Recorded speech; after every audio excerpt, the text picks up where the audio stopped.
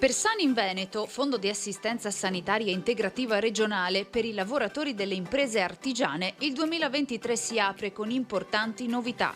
Il fondo, che nel 2022 ha erogato 13 milioni di euro agli iscritti, 135.000 lavoratori artigiani, a cui si aggiungono gli imprenditori e i familiari, continua a crescere con più prestazioni rimborsabili, nuove tutele e nuove forme di convenzionamento con strutture sanitarie pubbliche e private. Ha raddoppiato le tutele per le lenti, quelle per la fisioterapia, ha aumentato le tutele sulle protesi, tutte prestazioni utilissime per chi lavora, ma anche ne ha introdotte di nuove come le vaccinazioni.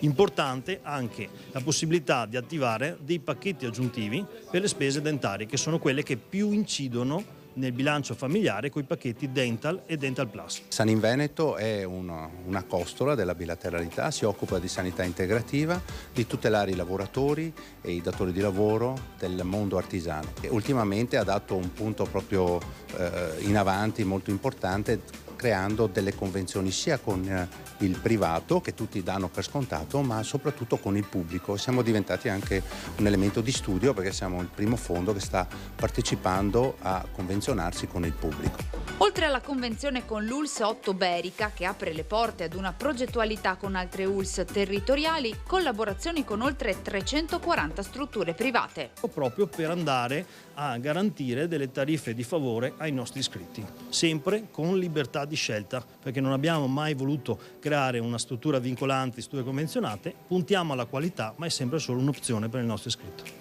Percorsi virtuosi che vedono il sostegno di 6 parti sociali costituenti: Confartigianato Imprese, CNA, Casartigiani, CGIL, CISL, UIL del Veneto. È da valorizzare il ruolo della bilateralità veneta, ovvero l'accordo tra le parti sociali, datoriali e sindacali, che hanno prodotto questi buoni risultati, questi ottimi risultati, direi, per le nostre imprese e per i nostri collaboratori. Il tema della salute sta diventando il tema fondamentale di questi giorni, sia per le difficoltà che hanno le persone ad avere un servizio, sia perché aumentano le criticità, aumenta l'età media, i dati demografici della nostra regione sono noti, quindi avere un servizio che aiuta i lavoratori e le lavoratrici è molto importante. Visioni comuni e nuove tutele di Sani in Veneto che aumentano ancor di più il valore di questo fondo a favore dei lavoratori.